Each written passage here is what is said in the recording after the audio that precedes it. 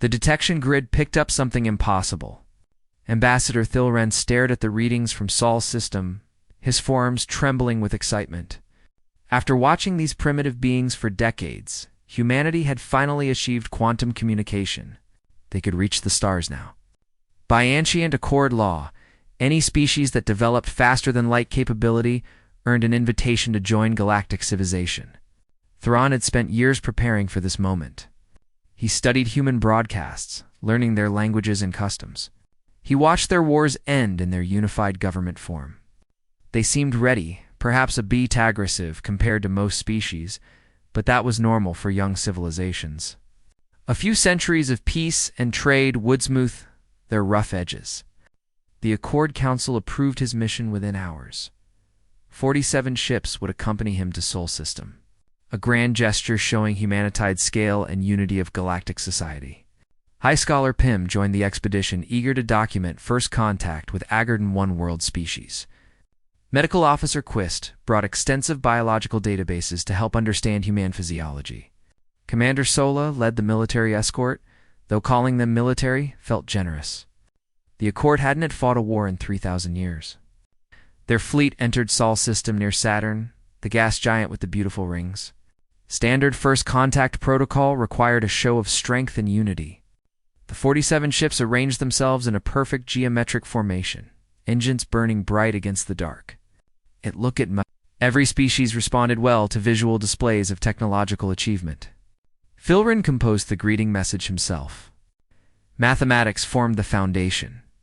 Then basic physics concepts building toward language. The message explained who they were, where they came from, and what they offered.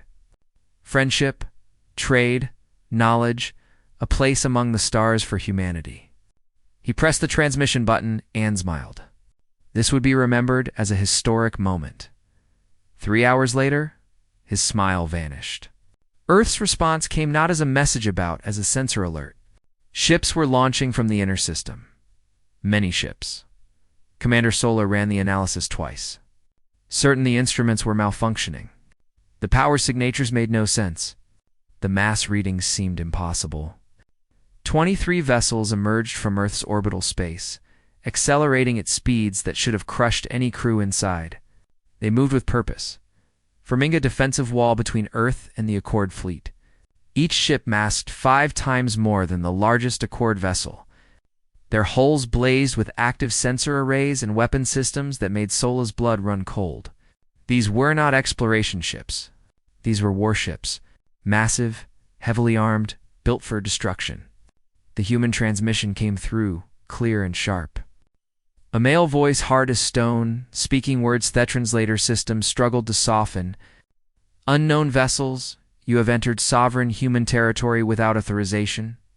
Power down your weapon systems and state your intentions immediately. You have 3 minutes token plea before we consider you hostile. Thrin's heart's hammered in his chest. Weapons? The Accord ships barely had weapons. Their few defensive systems were designed to disable engines, not destroy ships. These humans thought the Accord fleet was a threat. Respond, Pym shrieked. From across the command center, tell them we come in peace. Thrawn composed himself and opened a channel. This is Ambassador Thilren of the Galactic Accord. We mean you no harm. We came to welcome humanity to galactic civilization. We are peaceful explorers and diplomats. Silence stretched for long seconds. Then the human voice returned, slightly less aggressive, but still cautious. You brought 47 ships to say hello? That's an interesting definition of peaceful. Thrawn looked Athe's fleet formation through human eyes and felt horror wash over him. The geometric pattern, so beautiful and organized to Accord sensibilities, looked like a battle formation to a cautious species. The positioning around Saturn could seem like an attempt to control the outer system. The synchronized engine burns might appear as preparation for an attack. They had terrified these people. Please understand, transmitted quickly. This is standard first contact protocol for the Accord. We show our numbers to demonstrate our unity. We position our ships to display our technology. We meant no threat. Wedded not know your customs. Another long pause. Thrawn watched the human warships adjust their positions, creating overlapping fields of fire that covered every Accord vessel. Whoever commanded that fleet understood tactics on a level the Accord had forgotten millennia ago. Finally, a different voice came through. Female, calmer, but carrying authority that demanded respect. This is Admiral Cole of Earth's United Defense Coalition. Ambassador, your people need to learn something about humans. When we see unknown ships in formation near our home, we assume the worst. Earth has not been kind to peaceful assumptions, Admiral Cole continued. I'm going to have my science team establish proper communication protocols. We'll talk this through, but your fleet stays exactly where it is. And our fleet stays exactly where we are until we're all very clear about intentions. Understood? Tilron agreed immediately. What choice did he have? Over the next 6 hours, human scientist named Amma Mira Hassan worked with Accord linguists to create better translation systems. She seemed genuinely excited about first contact, asking endless questions about Accord biology and culture. Her enthusiasm reminded Thismith why he had wanted Thismison. Not all humans were warriors, but the warships remained patient, watching, ready. High Scholar Pym reviewed what little data they had on Earth and made a discovery that explained everything. He burst into the command center, his feathers ruffled with distress. Ambassador, I analyzed their planetary data. Earth is not a garden world. It is a Category 9 death world. The command center fell silent. Category 9 meant extreme gravity, violent weather, unstable geology, aggressive predators, and environmental hazards that would kill most Accord species within hours. Only 10 known planets rated that high. None had produced sentient life before. They evolved on a planet that tried to kill them every day. Pym continued, his voice shaking. Their gravity is 9 standard. Their atmosphere has oxygen levels we consider toxic. They have weather systems that generate winds strong enough to destroy buildings. They survived ice ages, supervolcanoes, asteroid impacts, and mass extinctions. And they still built starships. Commander Sola understood immediately. No wonder they built warships first. Their planet taught them that peace requires strength. The Rin stared at the human fleet on his sensors. Each ship bristled with weapons designed by minds that understood survival.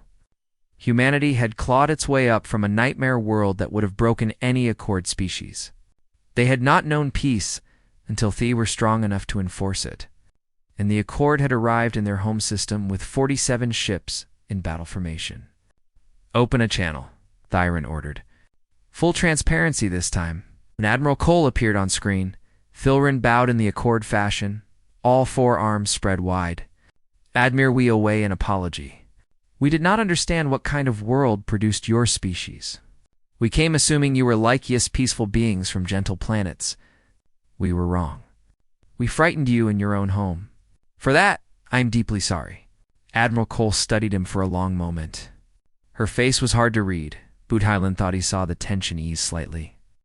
Ambassador, we appreciate the honesty. Maybe we overreacted a bit. Coming out with the full 3rd Fleet was probably excessive. She almost smiled. But you're in our home system. We'll Preckard our home. I understand completely, Thrawn replied. Perhaps we could start over.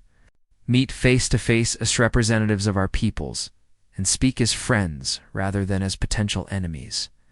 Admiral Cole nodded slowly. We can do that. But Ambassador, there's something you need to know about humans. We don't trust easily. Earth taught you that survival means being ready for anything. Your people are going to need patience with us. And you will need patience with us, Thyron answered. We have lived in peace for thousands of years. Your strength frightens us, but perhaps we can learn from each other. The transmission ended. Thyron collapsed into his command seat, exhausted. First contact had not gone as planned. But humanity had not destroyed them, and that counted as success. Pym, Apro adequately. What do we do now? Thyron looked at the human dreadnoughts, still holding position with military precision. Somewhere on those ships, humans were watching the Accord fleet with the same caution. 2 very different peoples meeting in the dark between stars? We talk, Thyron said simply. We learn, and we hope that Deathworlders have room in their hearts for friendship. Admiral Raymond Cole had seen many strange things in 30-year SEF military service, but nothing prepared him for the four-armed insect creature on his view screen. Ambassador Thrin looked like a praying mantis, had married a lobster, and somehow developed intelligence. His translative carried a musical quality that seemed at odds with his appearance. Ramon sat in the command center of Titan's Wake, humanity's newest and largest dreadnought. Around him, crew members worked with quiet efficiency, monitoring the standoff between Earth's Third Fleet and the alien visitors. 3 days had passed since the Accord arrived. Tensions had eased from critical to merely uncomfortable. "Ambassador, I'll be direct because that's how humans communicate," Ramon said. "Why did you really come here?" Thren's forearms moved in patterns that might have been gestures. "As I explained, humanity has achieved quantum drive capability. By Galactic Accord law, any species reaching this milestone receives an invitation to join our coalition. We have 200 member species representing 5,000 years of peaceful cooperation." 200 species, Ramon repeated. And none of them thought to mention that showing up with 47 ships might look aggressive. "Our protocols were designed for species from garden worlds, Thren admitted beings who evolved in peace and plenty. We did not account for Deathworlders." That word again, Deathworlder. Raymond had heard it dozens of times in the past 3 days. The aliens used it like humans might say veteran or survivor. It carried respect but also fear. "Tell me about the Accord," Raymond requested. "What does membership actually mean?" Fillerin seemed to relax, his arms settling into a more comfortable position. "The Accord provides protection through unity, trade between systems, sharing of technology and knowledge, diplomatic resolution of conflicts, and cultural exchange. Member species maintain sovereignty over their worlds, but agree to common laws regarding warfare, trade, and treatment of other sentient beings." "Warfare," Raymond noted. "You mentioned you've had 5,000 years of peace." "Yes, that is correct. So what do you need warships for?" Philren hesitated. It was the first time Raymond had seen the alien appear uncertain. "Commander Sola handles our security needs." Perhaps she could better explain. A new figure appeared on screen, replacing Thrillin. She looked reptilian with scales that shimmered redrine and gold. Her eyes were sharp and intelligent. "Admiral Cole, I command the Accord security fleet," Sola said. Her voice was clearer, more direct than Thrillin's. Raymond liked her immediately. "I will be honest with you. The Accord has not fought a war in 3 millennia. Our ships are designed to disable, not destroy. We patrol borders, escort diplomats, and respond to emergencies. We are not warriors." "Then what happens when someone doesn't want to be peaceful?" Raymond asked. Sola's expression grew troubled. "Until recently, that was not a concern. Most species in our region of space evolved on gentle worlds. Cooperation came naturally to us. But 6 months ago, a new threat emerged from unexplored space. Call them the Ravagers." Raymond leaned forward. "Tell me about them." "They are raiders," Sola explained. "They attack Aloni worlds, take resources, and disappear before we can respond. They ignore all diplomatic contact. Our defensive systems cannot stop them. In 6 months, they have displaced 3 million beings and destroyed 12 settlements. NDR, 200 species, can't stop a bunch of raiders." Saul's scales darkened with what might have been shame. "We do not know how to fight, Admiral. We know how to talk, how to trade, how to build, but warfare is not in our nature. Theravagers exploit this. They know we will not pursue them, will not retaliate with force. We are helpless." Ramon sat back, processing this information. A coalition of 200 species spread across thousands of light years living in peace for millennia. It sounded like paradise. But paradise had a problem. Without predators, prey species forgot how to defend themselves. "You want our help?" Raymond said it was not a question. "Woo and friendship first," Thren interjected, returning to the screen. "Help may follow from friendship, but we will not demand it." Humanity owes the Accord nothing. That Raymond had to admit was well said. The alien was a skilladiplet. "I need to consult with Earth's government," Raymond said. This is bigger than a first contact situation. You're asking us to potentially involve ourselves in your security problems. We asked nothing yet, Phil Wren replied. We ain't offer information and friendship. What humanity chooses to do with that is your decision. The transmission ended. Raymond called his senior staff to the briefing room. Diana Ortiz arrived first.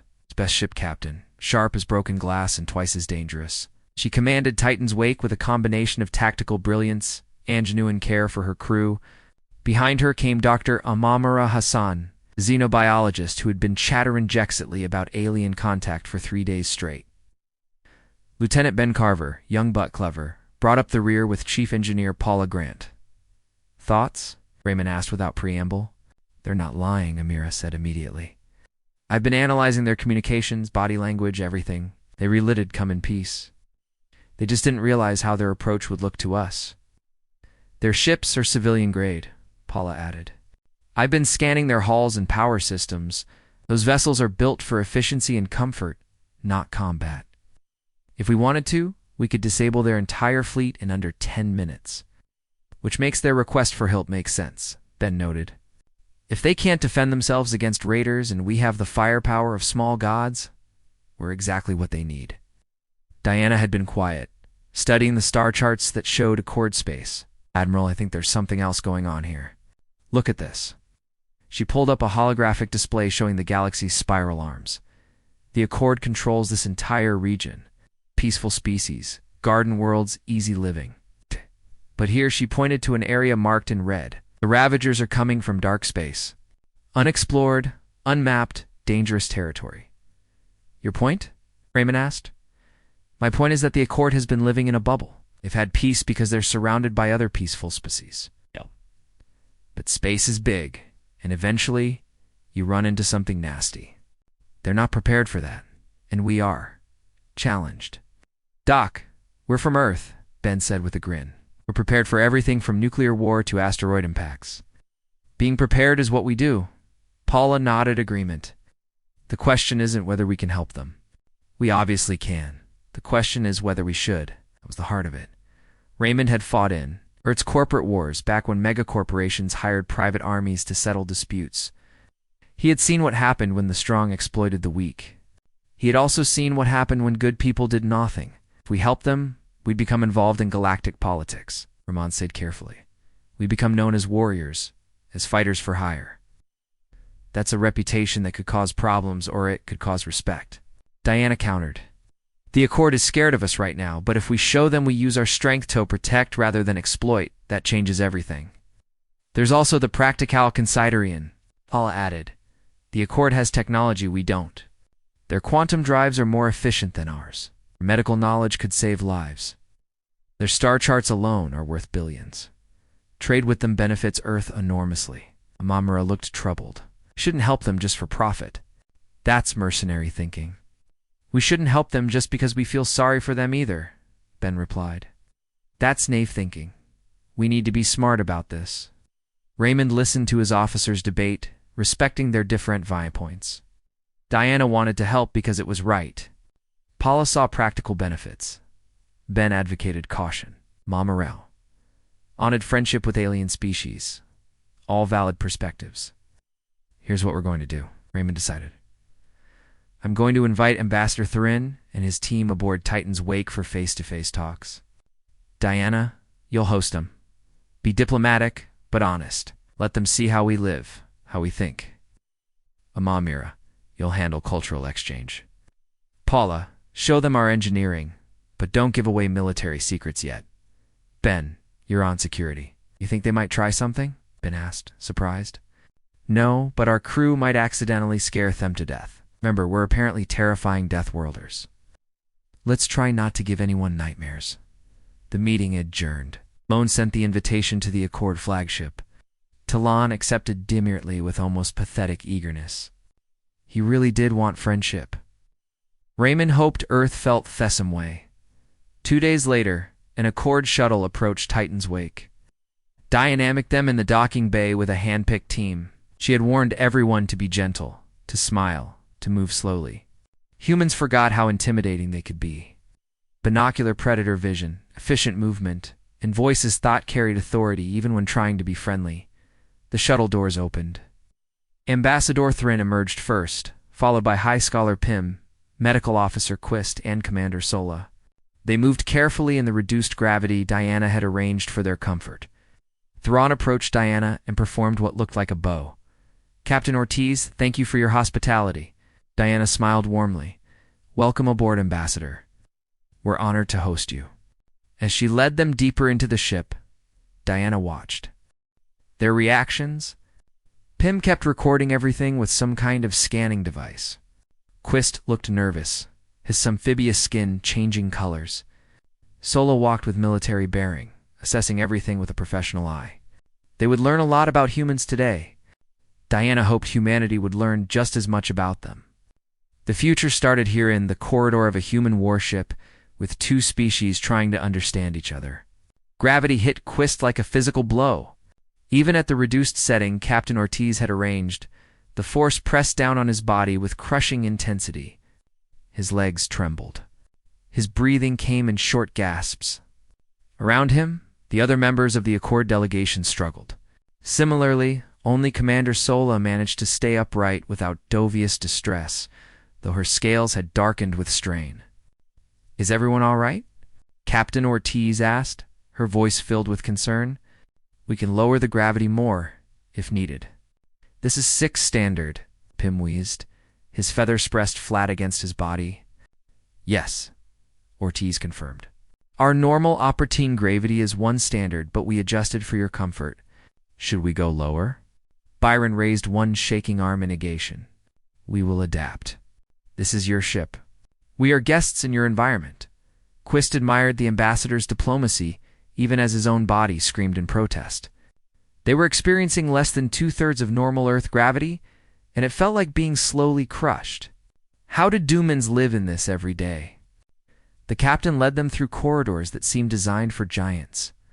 Every surface was reinforced metal. Pipes and cables ran along walls with redundant backups for redundant backups. Emergency equipment sat in recessed alooves every 20 meters. The ship felt less like a vessel and more like a fortress. A human crew member rounded a corner and nearly collided with Pym. She stopped instantly, her eyes going wide. "Oh, sorry, sir." She stepped back, giving them space. Quist noticed how she moved. Humans had a fluid grace that came from hunting ancestors. This young woman could probably move much faster than she was showing them. She was deliberately going slow, trying not to scare them. It was working. Quist was scared anyway. "This is Lieutenant Sarah Kim Ortiz introduced. She'll take you to the medical bay first." Medical officer. "I thought you might appreciate seeing our facilities." Quist did appreciate it, though he was also horrified of what he might find. A species from a Category 9 death world would need medical facilities designated for horrors. The medical bay exceeded his worst expectations. Lieutenant Kim walked them through rooms filled with equipment for treating injuries Quist had only read about in disaster scenarios: broken bones, radiation exposure, decompression trauma, burns, toxin filtration, and something called major hemorrhagic control. "Why do you need so much trauma equipment?" Quist asked, his translator making his distress audible. Kim looked confused by the question. "Because accidents happen. Last month, we had 3 crew members injured when a conduit ruptured. They needed immediate surgery and regeneration therapy. These beds handled that regeneration therapy." Pym interrupted. "You can regrow Damajadisu." "Sure," Kim said casually. "It takes a few days depending on the injury, but it works great.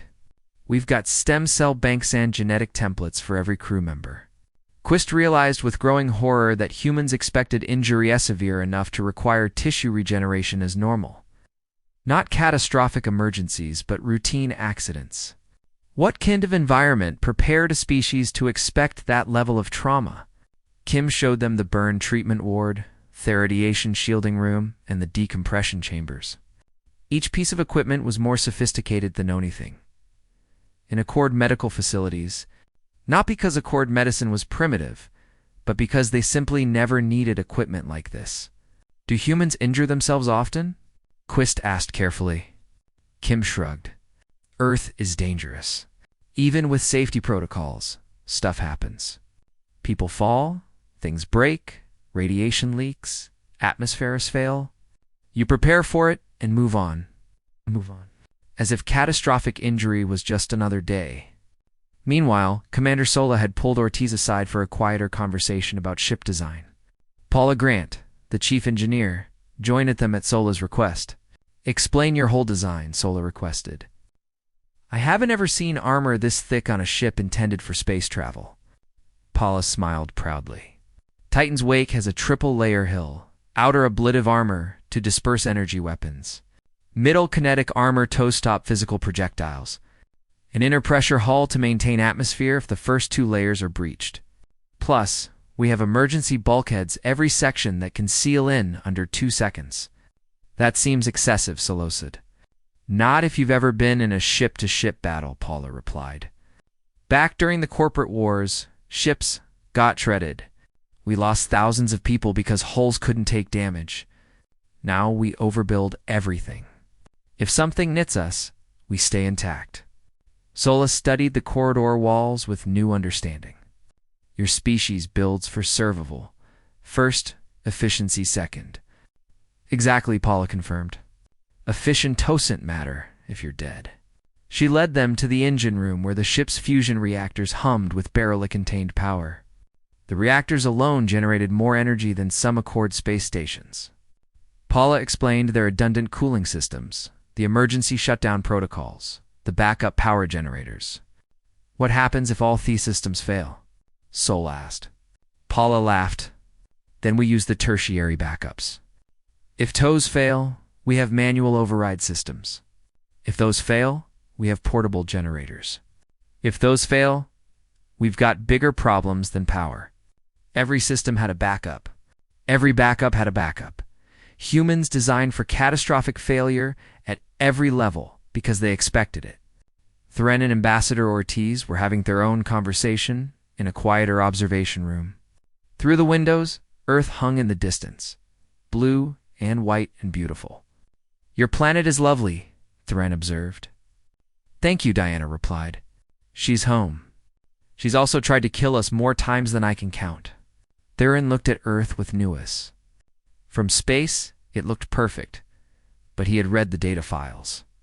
That beautiful blue world hit hurricanes that destroyed cities, earthquakes that shattered continents, volcanoes that darkened skies for years, and ice adgests that nearly exterminated human ancestors. "Why did your species not leave when you achieved space travel?" Ilan asked. "You could have found easier worlds to settle." Diana smiled sadly. "Because it's home. Earth made us strong, made us adaptable, made us survivors. But it's also where our families live, where our history happened, where we bury our dead. You don't abandon home just because it's hard." The Accord species would have admitted, "We seek comfort and safety. Your attachment to a dangerous world is difficult for us to understand." "Maybe that's the difference between Garden Worlders and Death Worlders," Diana suggested. "You look for places that support life. We make life work wherever we are." Ben Carver had taken PI to the tactical center where the ship's weapon systems were monitored and controlled. Pym's scientific curiosity wared with his growing terror, as Ben explained each system with cheerful enthusiasm. "These are our railguns." Ben pointed to a display showing dozens of weapons. They fired depleted uranium slugs at O3 light speed. Kinetic kill. Very effective against hardened targets. "How effective?" Pym asked weakly. "Well, at max range, a single slug has inokinetic energy to crack open an asteroid. At close range, it'll punch through just about anything." Pym's feathers had gone completely flat. "You've built weapons to destroy asteroids?" "Sure. Never know when you might need Tori direct one. Plus, they work great on hostile ships." Ben pulled up another display. "These are our missile tubes. Weckery fusion warheads, EMP warheads, and kinetic penetrators. Depending on the target, we can adjust our LDOD. Fusion warheads," Pym repeated faintly. "Yeah, about 50 kiloton yield each. Wetry not to use them near inhabited areas. But they're great for taking out hardened bunkers or ship formations." Ben continued the explanation, showing point defense grids, electronic warfare suites, and boarding deterrents. Each system was more terrifying than the last. Pym realized that a single human dreadnought carried enough firepower to conquer an entire Accord star system, and Earth had 23 of them, after several hours of touring. The delegation gathered in a conference room for a meal. Amamira had carefully pre-poured food that would not poison any of them using Accord dietary information. They ate in relative silence, each processing what they had learned. Finally, Thilren spoke. "Captain Ortiz, I must ask a difficult question. Why does humanity need such powerful weapons? You are one species on one world. Who are you defending against?" Diana considered the question carefully. "For most of our history, we were defending against each other. Humans fought wars over resources, territory, ideology, religion, and sometimes just pride. We got very good at warfare because we practiced constantly. But you are unified now," Sola pointed out. "Your government represents all of Earth. Why keep the weapons?" "Because the universe is big and unknown," Diana answered. "We unified, but we remember our history. We know what happens when peaceful people meet violent ones. We know what happened, Sean. You're not prepared. Earth taught us that lesson over and over. Hope for peace, but prepare for war." "It sounds six-housing," Quist said quietly. Diana nodded. "It is. But it's also why we're still here. Every extinction event, every disaster, every war. We survived because we were ready for the worst." Amira leaned forward, her expression earnest. "But that's not all we are. Yes, we're warriors. Yes, we're survivors. But we're also explorers, artists, scientists, and dreamers. We value peace precisely because we know what war costs. We protect fiercely because we love deeply." Thilren studied the humans around the table. Diana, the warrior with pictures of her children on her desk. Amira, the scientist, who asked endless questions about Accord culture. Paula, the engineer who designed systems to save lives. Ben, the young officero joked to put visitors at ease. They were dangerous, yes, terrifyingly so, but they were not cruel. They were not conquerors. They were protectors shaped by a world that demanded strength. "I think I am beginning to understand," Eithwerdle said slowly. "You are not violent by choice. You are prepared by necessity." "That's a good way to put it," Diana agreed. Sola had been quiet throughout dinner, but now she spoke with unusual intensity. "Captain Ortiz, Admiral Cole mentioned you might be willing to help with our Ravager problem. I need to know if that offer was genuine." Diana glanced at her fellow officers. Reading agreement in their expressions, "Commander Sola, the decision isn't mine alone. Earth's government will decide our official response. But personally, you think we should help. You came here in peace, even knowing we might be dangerous. That took courage. Friendship means supporting each other." "Even though you barely know us?" Thilren asked. "Especially because we barely know you," Diana replied. "First impressions matter. You showed us you're worth knowing." Quist felt something shift in the room. A connection forming between two very different peoples. The Accord had wisdom, peace, and civilization confined over millennia. Humans had strength, adaptability, and hard-won survival skills. Together, they might be something neither could be alone. "Thank you," Dylan said simply, "for your hospitality, your honesty, and your friendship." Diana smiled. "Welcome to the neighborhood, Ambassador. It's going to be an interesting partnership."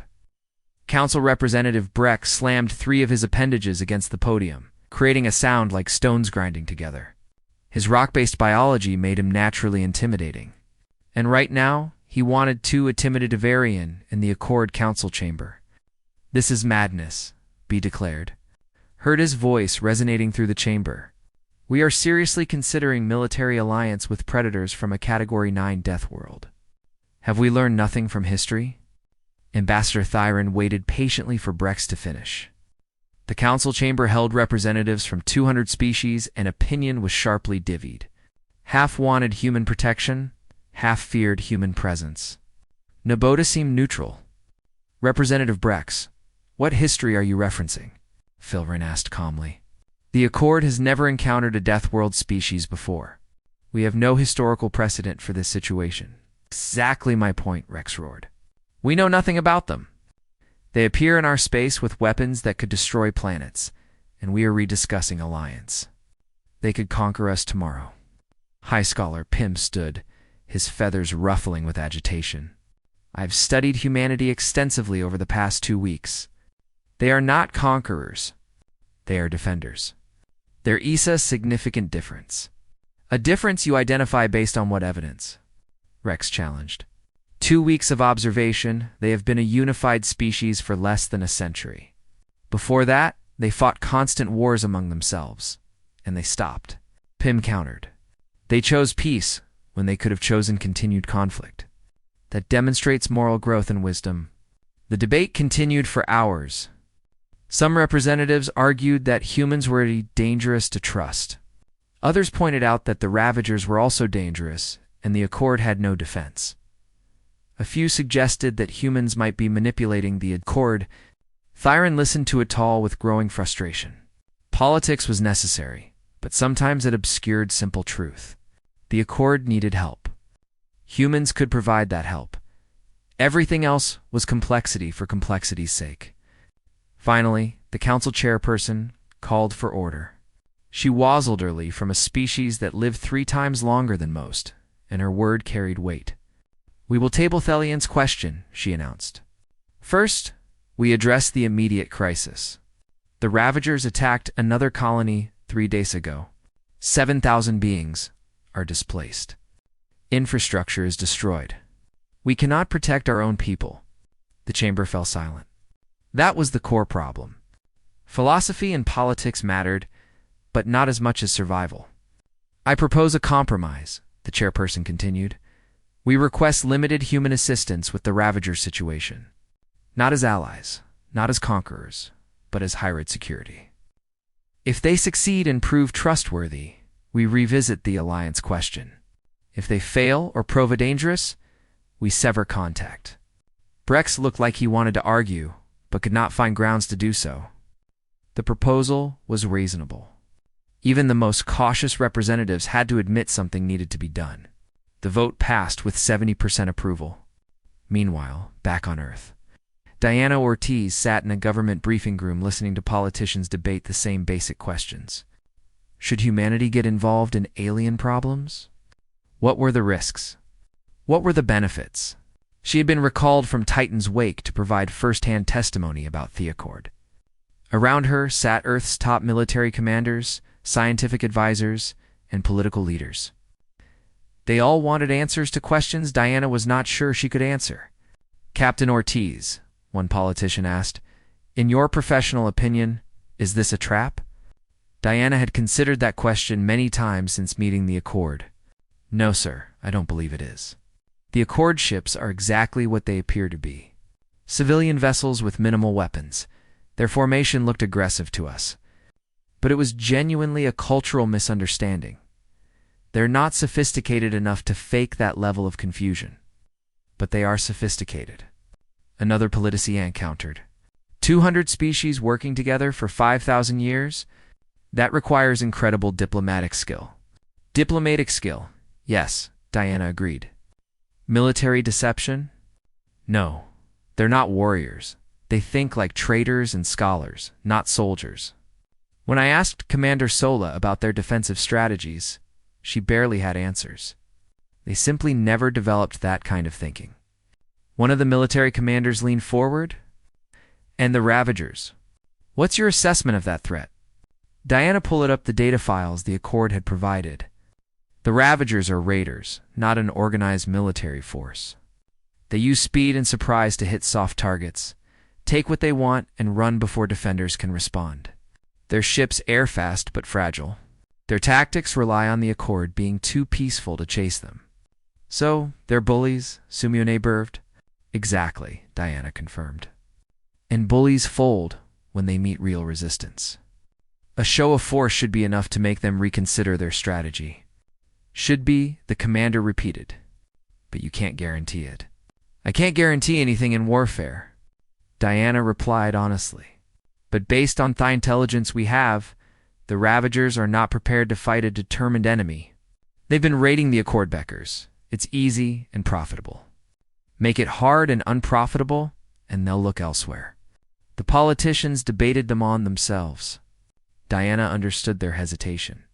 Getting involved in galactic was risky, but isolation had its own risks. Finally, Earth's president spoke. She was a former astronaut who understood both the wonder and danger of space. Captain Ortiz, if we do this, what do you recommend? Diana had prepared for this question. Limited engagement. Send 5 dreadnoughts to Accord space. Find the Ravager base. Hit hard enough to make a point, then offer them a choice. Leave Accord territory permanently or face escalation. We demonstrate Capitalite committing to permanent presence. And if they don't leave, then we show them what Deathers do to Raider Schwo. Don't take warnings seriously. The room was quiet for a moment. Then the president nodded.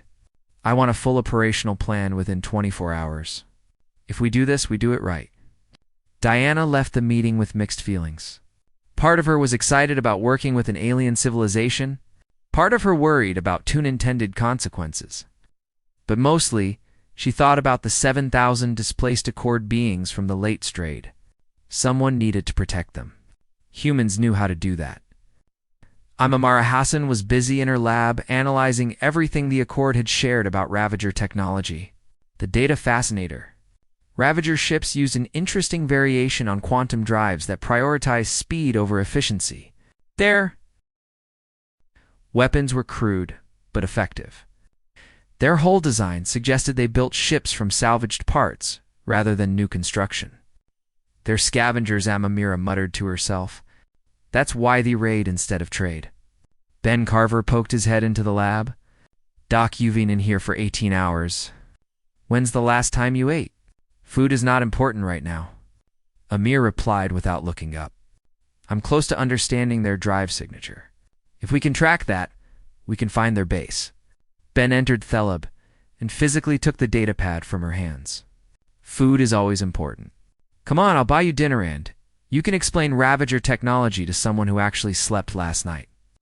Over dinner, Amamira shared her findings. The Ravagers left distinct energy signatures when they jumped to quantum space. With the right sensor modifications, human ships could track those signatures back to their source. So we can find them, Ben summarized. What happens then? That depends on what we find. Amira said, if they have a large fleet, this could be complicated. If they have a single forward base, it's much simpler. Knowing our luck? It'll be the complicated option, Ben joked. But he was wrong. When Admiral Cole authorized a deep-range scout mission, the results were almost disappointing. The Ravagers operated from a single hollowed asteroid in the outer reach, surrounded by maybe 400 ships. It was a significant force by Accord standards, but nothing special by human metrics. Paula Grant reviewed the sensor data and lawed. They're not even properly fortified. No defensive satellites, no minefields, no overlapping fire zones. They're just parked there assuming nobody will bother them because nobody has bothered them. Diana pointed out, the Accord doesn't have the military capability, and everyone else in this region is equally peaceful.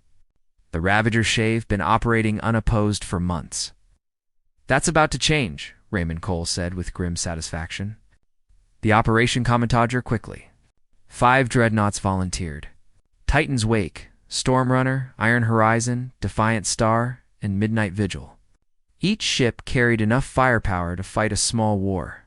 Together, they represented humanity's statement that the Accord was now under protection. Theron broadcast a message to the entire Accord network before Thefley departed. Diana watched it from Titan's Wake's bridge as they prepared for quantum jump. My fellow Accord members, Thyron's translated voice, carried across thousands of star systems. We asked the humans for help. They said yes. Not because we bribed them, not because they seek to rule us, but because we asked, because they understand that strength should protect, not exploit. I do not know what the future holds, but I know we are not alone anymore. Diana felt a weight settle on her shoulders. The Accord was counting on them. 200 species were-watching to see if Death Hoarders could be trusted. All ships report ready, Ben announced from Tactical Quantum Drives Charged. Paula confirmed from Engineering. Diana looked at the view screen showing Earth one last time. Her children were down there safe and protected. She was going to make sure Accord children could feel the same safety. "Take us to the outer reach," Diana ordered. "Let's introduce the Ravagers to humanity." The 5 dreadnoughts vanished into quantum space, leaving Earth behind. They traveled for 6 hours through the strange physics of faster-than-light space, then emerged at the coordinates the Accord had provided. The Ravager base hung in the dark like a cancerous growth. Hundreds of ships swarmed around it, loading stolen goods, refueling, preparing for their next raid. None of them noticed the human fleet arrive. Their sensors were not sophisticated enough. Admiral Cole sent one message on all frequencies. His voice was cold as deep space. "Ravagers, this is Admiral Raymond Cole of Earth's United Defense Coalition. You have been raiding Galactic Accord territory. This ends now. You have 1 hour to power down your vessels and prepare for inspection. Failure to comply will be considered an act of war. Choose wisely." For a long moment, nothing happened. Then sensors showed the Ravager base erupting into panicked activity. Ships began launching, trying to organize a defensive formation. The Ravager warlord sent a return transmission. His voice was guttural, filled with contempt. "5 little ships come to threaten. You make me laugh. We are 400 strong. We will tear you apart and add your ships to our collection." Diana almost felt sorry for him. He had no idea what he was facing. "Admiral Diana, report at Kali. The Ravagers are forming an attack pattern. Recommend we show them why that's a bad idea." Raymond Cole nodded. "All ships, weapons free. Light them up." Watched the human ships on his sensors and laughed. 5 vessels against his 400. The humans must be insane. He had raided Accord territory for 6 months, without significant resistance. These newcomers would learn the same lesson everyone else had learned. The Ravagers took what they wanted. His laughter died when the human ships opened fire. Point defense grids activated first, creating a lattice of destruction around each dreadnought. Ravager fighters that tried to close were swatted from space like insects. Railgun fire followed. Invisible projectiles moving at 3% of light speed. They punched through Ravager holes like paper, continuing through to hit ships behind the first targets. 10 Ravager ships exploded in the first 30 seconds. All ships attack. Kree screamed into his communication system. Overwhelm them with numbers. The Ravager fleet swarmed forward in their typical chaotic pattern. It had worked against Accord defenders who hesitated to use lethal force. It failed completely against humans who had fought wars for millennia. Titan's wake moved with grace, so possible for a ship so large. Diana's crew worked with practice efficiency, calling targets, coordinating fire, adjusting position. They had drilled these maneuvers thousands of times. This was just another exercise, except the targets shot back. Not that Ravager weapons did much damage. Their energy beams splashed against triple-layered human armor without penetrating. Their missiles were intercepted by point defense systems before getting close. A few kinetic rounds hit, but they barely scratched the outer hull plating. Stormrunner reports, 0 damage, Ben announced. Iron Horizon took 1 hit, 2 forward armor. No penetration. Defiant Star and Midnight Vigil are green across the board. Diana watched her tactical display as another 20 Ravager ships vanished from sensors. The enemy was trying every tactic they knew. Flanking maneuvers, focused fire, ramming attempts, nothing worked. The human dreadnoughts fought with cold precision, eliminating threats methodically. "They're trying to use the asteroid for cover," Paula reported. "Want me to deal with that?" "Negative," Diana replied. "We're not here to destroy the base, just neutralize the threat. Focus on ships only." The battle continued. Ravager numbers dropped steadily. 50 ships destroyed, then 70, then 100. Their remaining Ravagers began to realize they were not fighting traitors or diplomats. They were fighting predators who knew exactly how to kill. Some Ravager ships tried to flee. Admiral Cole let them go. The point was to demonstrate capability, not commit genocide. Let the survivors spread word about what happened when you're raided under human protection. Command ship took a direct hit from Midnight Vigil's main railgun. The shot disabled his engines without destroying the vessel. A follow-up transmission from Admiral Cole came through, still cold and controlled. Warlord, your fleet is broken. Your ships are scrap. You'll have one chance to survive this. Surrender now and answer for your crimes against the Accord. We can continue this battle until there's nothing left of your forces. Choose. Looked at his tactical display. In 16 minutes, the humans had destroyed or disabled half his fleet. His remaining ships were scattered, demoralized, fleeing. He had faced many enemies before, but never anything like this. The humans fought with a skill and efficiency that spoke of generations of warfare. They were not here to raid. They were here to end him. I surrender, transmitted, his voice bitter with defeat. I will answer to the Accord. The human fleet ceased fire immediately. Precision and discipline, even in victory. Understood now why the Accord had sought their protection. These Deathworlders were exactly what the galaxy needed against raiders like himself. Commander Sola watched the battle from the Accord observation ship, positioned safely behind the human fleet. She had seen combat before, but nothing like this. The humans fought with a casualness that suggested this was routine for them. Overwhelming enemy forces, taking minimal damage, achieving objectives with brutal efficiency. Anthe had done it to protect strangers they barely knew. Record everything, Sola ordered her crew. The Accord Council needs to see this. High Scholar Pym was also recording, but his focus was analytical rather than military. He watched how the human ships moved, how they communicated, how they coordinated fire. Every action spoke of deep institutional knowledge about warfare. This was not improvisation. This was doctrine refined over centuries. They make it look easy, Pym observed quietly. Because for them, it is easy, Sola replied. Earth forced them to become warriors. They've had no choice but to perfect the art of combat. We should be grateful they chose to use that skill in our defense. Medical Officer Quist monitored the medical frequencies, listening to chatter from human ships. What he heard disturbed him. The crew of Titan's Wake was joking during the battle, making casual observations about enemy tactics, discussing what to have for dinner after the engagement ended. They were not stressed. They were not afraid. They were doing a job they had trained for extensively, and they were good at it. Quist realized something profound. The Accord had spent 5,000 years developing art, philosophy, science, and culture. Humans had spent the same time developing warfare. Neither approach was wrong, but they were fundamentally different. The Accord had evolved past violence. Humans had evolved to perfect it. The galaxy needed both. After the battle, Admiral Cole transmitted to the Ravager survivors. His message was clear and simple. All Ravager forces will withdraw from Accord space immediately. Stolen goods will be returned. Displaced beings will be compensated. You will never return to this region of space. If you do, we will find you. If you raid Accord territory again, we will end you. This is your only warning. Transmitted his agreement from his crippled command ship. The remaining Ravagers fled with him, carrying word of what had happened. Within a week, every pirate and raider in 3 sectors would know that the Accord had protection now. Dangerous protection.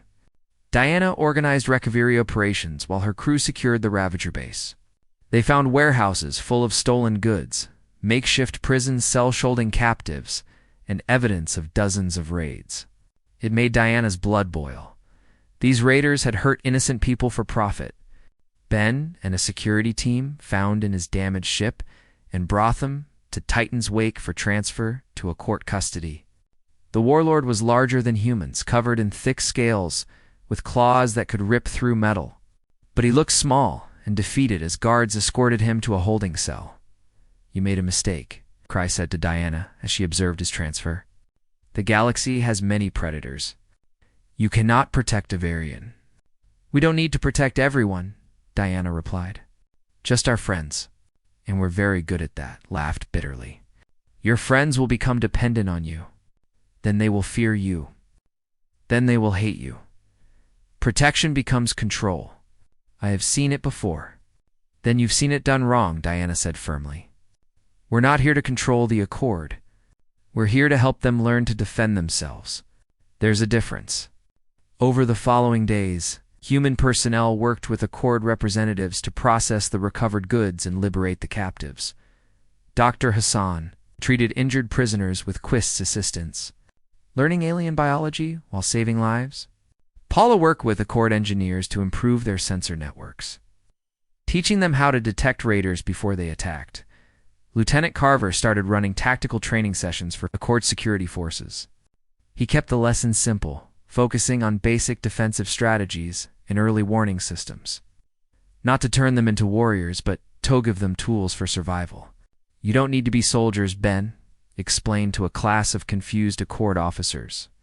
You just need to recognize threats early and respond appropriately.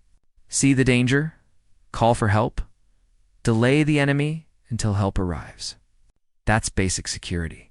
Commander Sola participated in every session, absorbing information like a sponge. She understood that the Accord had been vulnerable for too long. Even if they could not match human military capability, they could improve their defenses significantly. Why are you teaching us this?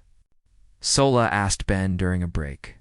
You could keep the knowledge to maintain power over us. Ben looked genuinely confused by the question.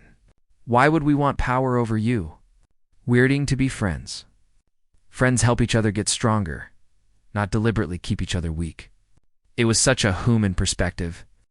The Accord had complex political systems. It's built around carefully balanced power structures. Humans seemed to prefer direct cooperation. Both approaches had merit. Ambassador Thren arrived at the Outer Reach 3 days after the battle, bringing with him a delegation of Accord Council members. They needed to see Theftamouth firsthand. Representative Bree was among them, still skeptical despite obvious success. Thren toured the recovered Ravager base with Diana as his guide. They walked through warehouses filled with stolen goods, past cells where captives had been held, around damaged ships that told the story of the brief battle. This is what you saved us from, Thren said quietly. Not just this base, but the fear. For 6 months, every Accord colony lived in terror of the next raid. Now that fear is gone, until the next threat emerges, Brex interjected. The galaxy is large. There will always be another danger. Then we'll face it together, Diana replied. That's what allies do. Brex studied her carefully. You truly believe that? You do not see the Accord as inferior beings who need protection. I see the Accord as people with different skills than humans. Diana said you built a civilization that lasted 5,000 years without major wars. That's incredible. We can barely go 50 years without fighting someone. You have something to teach us about cooperation and peace. We have something to teach you about defense and survival. That makes us equal partners, not superior and inferior. Thren felt hope bloom in his chest. This could work. Humans and Theocord working together, combining their strengths. It would require patience and understanding from both sides. But the potential was enormous. That evening, Admiral Cole hosted a formal dinner aboard Titan's Wake. Representatives from both humans and the Accord attended, sharing food and stories. The atmosphere was cautiously optimistic. You want to propose something, Talon announced during the meal? The Accord Council has authorized me to offer humanity full membership in the Galactic Accord. You would have voting rights, trade privileges, and mutual defense agreements with all member species. The human officers exchanged glances. This was a significant moment. Full integration into galactic society. We'll need to present that offer to Earth's government, Admiral Cole replied carefully. But personally, I think it's a good step forward. We have a lot to learn from the Accord, and apparently we have things to teach as well. There is one other matter, Thren continued. Other species have contacted the Accord, asking for similar protection arrangements, specifically species from harsh worlds, like Earth. They feel they have been marginalized in Accord politics because they are too rough, too aggressive, too different from Garden World species. They see humans as kindred spirits, Diana's interest peaked. How many species are we talking about? Approximately 30 answered. They want to form a subgroup within the Accord. They are calling it the Death Worlder Alliance. Paula laughed. That's quite a name. It fits, Sola said with a slight smile. Species shaped by harsh worlds, standing together to protect those shaped by gentle ones. It has a certain poetry to it. Ben reset his glass to the Death World or Alliance. May we be the friends the galaxy needs. Others raised their glasses in agreement. The toast was simple but profound. Different species, different worlds, different philosophies, but they had found common ground. Strength and wisdom, protection and peace, warriors and diplomats. The galaxy was changing. First contact hadn't have gone as anyone expected, but perhaps it had gone exactly as it needed to. Diana walked through the gardens of her childhood home, her children running ahead of her through the flowering trees. She had been back on Earth for 2 weeks, enjoying the rotation leave that all space personnel earned. The grass felt good under her feet. Real gravity, not artificial. Real sunlight, not ship lighting. Her daughter ran back to her, holding a bright yellow flower. Mom, look. Can we take this to space with us? Diana smiled and knelt down. Flowers need Earth's soil and air to grow, but we can take pictures, and you can remember it. Will the aliens like flowers? Her son asked, joining them. You think they will? Diana replied. Everyone appreciates beauty, even if we all find it in different things. Her children had been fascinated by her stories about the Accord. They asked endless questions about what aliens looked like, what they ate, how they talked. Diana answered as best she could, trying to make the galaxy seem wondrous rather than frightening because it was wondrous. In 2 months since first contact, humanity had learned more about the universe than in the previous century. The Accord freely shared scientific knowledge, star charts, and cultural information. In return, humans offered security expertise, advanced material science, and perspective shaped by survival on a harsh world. The exchange benefited everyone. Diana's communication device chimed. A message from Admiral Cole. She read it quickly, then smiled. What is it? Her husband asked, appearing from the house with refreshments. Earth's government approved full Accord membership, Diana said. We're officially part of galactic civilization now. Her husband hugged her tight. That's wonderful and terrifying. Our children are going to grow up in a very different world than we did. A betteroni, I hope, Diana replied. One where humans aren't alone in the dark anymore. Across the galaxy in the Accord Central Station, Thielren received the same news. He immediately called an emergency council session. That chamber filled quickly with representatives eager to hear the announcement. Fellow council members, Thielren began, his forearms spread in a gesture of welcome. Humanity has accepted our invitation. They are no full members of the Galactic Accord. The chamber erupted in mixed reactions. Cheers from some representatives, concerned murmurs from others, thoughtful silence from many. Representative Brex, who had opposed human involvement from the beginning, stood slowly. I formally withdraw my objections to human membership, Brex announced. They have proven themselves worthy allies. More importantly, they have proven themselves trustworthy. They had the power to dominate us, and chose friendship instead. That speaks to their character. It was a significant concession from the Accord's most vocal skeptic. Thielren nodded respectfully. High Scholar Pym presented his comprehensive analysis of human culture to the Council. His paper had become required reading for any Accord member interested in understanding their new allies. Humans are shaped by contradiction, Pi explained. They are warriors who value peace, predators who form deep emotional bonds, survivors who show remarkable compassion.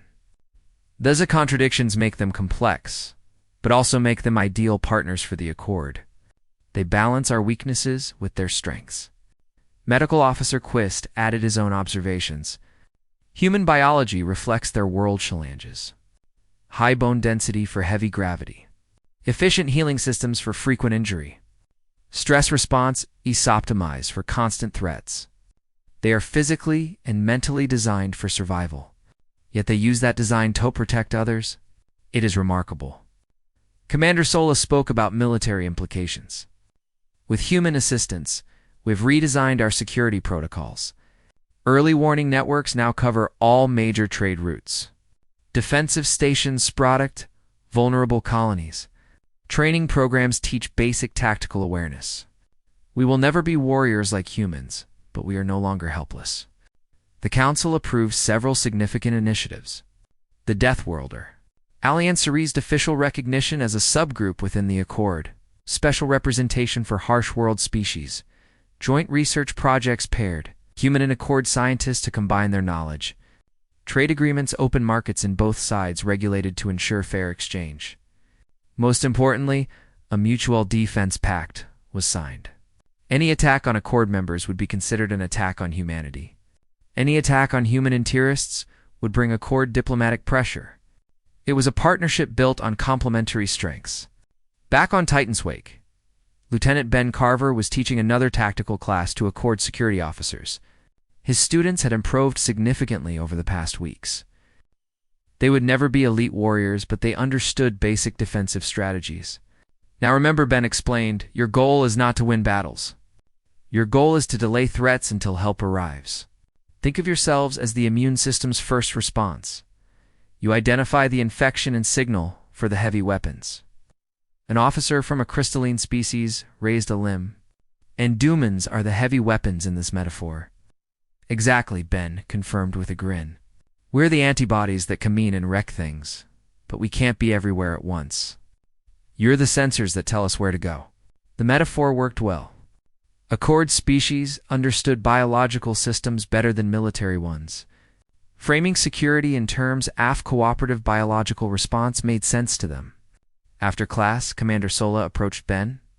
I have a request. Several harsh world species want similar training. Would you be willing to expand the program? Ben thought about it.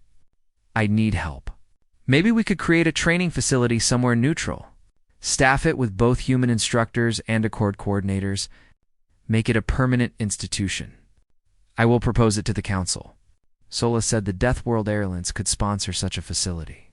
Turn it into a place where harsh world species teach defensive skills. Wild Garden world species teach diplomatic skills. Balanced education. I like that idea. Ben agreed. Nobody becomes just warriors or just diplomats. Everyone learns both. Paul Grant was having similar conversations with Accord engineers. They had formed a joint research group working on hybrid technologies that combined human durability with Accord efficiency. The results were impressive. Look at this. Paula showed her team a new ship design, human armor and structure, Accord quantum drives and power systems. It's faster than our dreadnoughts and tougher than Accord ships. Best of both worlds. An Accord engineer studied the design with fascination. And if we add our environmental systems to your life support redundancies, we create ships that can sustain multiple species comfortably while surviving extreme damage. Now you're thinking, Paula encouraged, this is what partnership means. We stop thinking about human technology versus Accord technology and start thinking about our technology. Dr. Mira Hassan had perhaps the most exciting project. She was working with Medical Officer Quist on a comprehensive Enchinobi database that would allow medical treatment across species. The work was challenging but rewarding. Human medicine focuses on aggressive intervention, Amamira explained. We cut, we burn, we inject, we repair. It works for us because our bodies can handle trauma, but many Accord species can't tolerate that approach. And Accord medicine focuses on supporting natural healing. Quist added, we provide optimal conditions and let biology handle recovery. It works for us because our bodies heal well in proper environments, but it is too slow for humans who need immediate intervention. So, we're creating protocols that combine both approaches. Amarak continued, aggressive intervention when needed, gentle support when appropriate, customized for each species' biology. Aquists. Skin colors shifted to express pleasure. This database will save lives across the galaxy. Humans and Accord working together, achieving what neither could alone. 3 months after first contact, the first joint colony was established. A planet with challenging but not deadly conditions hosted both human and Accord settlers. The colonies reflected both cultures. Strong structures built for safety, but surrounded by gardens and art. Defensive systems protected the perimeter, but the interior focused on community and peace. Children of different species played together, learning each other's languages and customs. Human kids taught alien friends about Earth's history. Accord children shared stories of their peaceful civilizations. Both learned. Different was not bad, just different. Diana visited the colony during a diplomatic tour. Watching human and alien children play together made her emotional. This was what first contact should be, not weapons and suspicion, but friendship and cooperation. Ambassador Thurin joined her at the observation point. Your daughter asked if aliens like flowers. Have you found an answer? Diana smiled. She asked me that. How did you know? You mentioned it in one of our conversations, Dilron replied. And do you think I can answer her question? Look. He pointed to the colony's central garden where several alien species were carefully planting earth flowers alongside native Accord vegetation. Different biology, different evolution, but appreciation for beauty was universal. We all like flowers, Thilrin said simply. We just grow different kinds. Diana felt something subtle in her heart. Peace. Real peace. Not just the absence of war, but the presence of genuine friendship between different peoples. We almost got this wrong, Diana asked quietly. If either side had been less willing to listen, less willing to understand, this could have ended badly, but we both chose to try. Theron replied, that is what matters. Humans expected potential enemies. The Accord expected standard garden world beings. Both were wrong, and both adapted. That flexibility is what makes this partnership work. Admiral Cole retired from active military service and accepted a positioner's liaison between Earth's government and the Accord Council. His first action was to propose a formal treaty structure that balanced human military strength with Accord diplomatic wisdom. The treaty called the Unity Charter established several key principles. Military force was reserved for defense only. Disputes would be resolved through mediation before considering other options. Member species maintained sovereignty but agreed to mutual support. Technology would be shared for common benefit. Cultural differences would be respected and celebrated. 201 newest members added perspectives that had been missing from galactic civilization. The perspective of struggle, survival, and hard-won peace. Representative Brex, the former skeptic, became one of humanity's strongest advocates. He gave a speech to the Accord Council That Beckham, famous across the galaxy. I feared humans because they were different from us. Brex admitted they came with warships instead of trade vessels. They spoke of defense instead of diplomacy. They were everything the Accord was not. But I understand now that difference is not danger. Humans complete us. Where we are wise, they are strong. Where we are peaceful, they are protective. Where we would negotiate, they would defend. The galaxy needs both. We need both. The speech changed many minds. Accord members who had been uncertain about human membership came to see the value in partnership with Deathworlders. Paula organized the first Galactic Technology Fair, where species from across the Accord shared their innovations. Human durability met Accord. Efficiency met harsh world adaptability, garden world artistry. Exchange of ideas produced breakthroughs in dozens of fields. Ben's defensive veteran program expanded to 15 locations across Accord space. Thousands of beings learned basic security skills, not to become warriors, but to become aware defenders. Crime rates dropped. Raider attacks became rare. The galaxy became measurably safer. Amamira's medical database saved its first life within a month off completion. An Accord trader suffered injuries in an accident far from any major medical facility. Local medics using the database's protocols stabilized the patient using techniques adapted from human trauma care. The patient survived and made a full recovery. Success stories multiplied. Human and Accord crews served together on mixed ships. Joint research stations produced innovations neither civilization could achieve alone. Trade flowed freely, regulated by fair agreements that benefited all parties. Cultural exchange programs introduced billions of beings to new perspectives. 5 years after first contact, Diana attended a ceremony on Accord Central Station. Her children were teenagers now, fluent in 3 alien languages, comfortable around French species. They considered aliens normal, unremarkable, just other people who happened to look different. The ceremony honored those who had made first contact possible. Admiral Cole received a medal for his cautious but fair handling of the initial encounter. Fearon was recognized for his courage in approaching a death-world species with peace instead of fear. The crew of Titan's Wake received commendations for demonstrating that strength and compassion could coexist. Diana stood at the podium representing humanity and spoke to representatives from across the galaxy. 5 years ago, we expected negotiation, but prepared for war. You expected friendship, but feared danger. Both of us were protecting ourselves based on past experience, but chose to talk before shooting, chose to understand before judging. We chose partnership over isolation. That choice made all the difference. She paused, looking at the diverse audience. Hundreds of species, thousands of individuals, all listening to a human who had once pointed weapons at their diplomatic envoy. Earth taught humans that survival requires strength. The Accord taught us that civilization requires wisdom. Together, we learn that thriving requires both. We are grateful for the chance to be part of something larger than ourselves.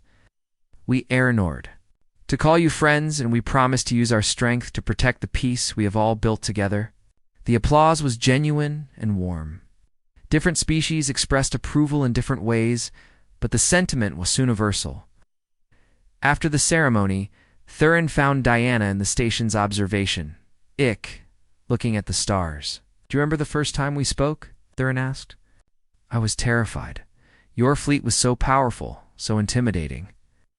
I thought first contact would be our civilization's end. I remember being suspicious, Diana admitted. 47 ships showing up unannounced. We thought you might be invaders. Amazing how wrong first impressions can be. Not wrong, Thrawn corrected, just incomplete. You saw our ships and assumed threat. We saw your weapons and assumed aggression. Both assessments were based on limited information, but we both chose to gather more information before acting. That saved us. Diana nodded. What do you think happens next? The galaxy is bigger than the Accord. Eventually we'll encounter other species, other challenges. Then we will face them as well fest each other, Thrawn said confidently, with caution, but also with hope, with strength, but also with wisdom, the willingness to learn rather than the assumption that we already know everything. They stood tugged there in comfortable silence, watching ships of 100 different designs travel between stations. Human dreadnoughts flew alongside Accord science vessels. Mixed crews worked in harmony. The galaxy had changed, was still changing, would continue to change. I used to think humanity was alone in the universe, Diana said softly. Now I can't imagine being alone again. The Accordists to think we were the only model for civilization, Thrawn replied. Now we understand there are many paths to peace. Through gentleness, some through strength, most through combinations of both. Diana's daughter and up, excited about something she had learned in the station's educational center. She chattered happily of battalion biology, completely comfortable with concepts that would have seemed like science fiction to Diana's oration. This was the future, not humans alone, not the Accord alone, Butavarian together. It's different but united, strong and wise. Warriors and peacemakers, aliens had expected negotiation. They had gotten a death world, or a dreadnought fleet instead. But in the end, they had also gotten friends, partners, and allies who would stand with them against whatever challenges the galaxy presented. And that made all the difference.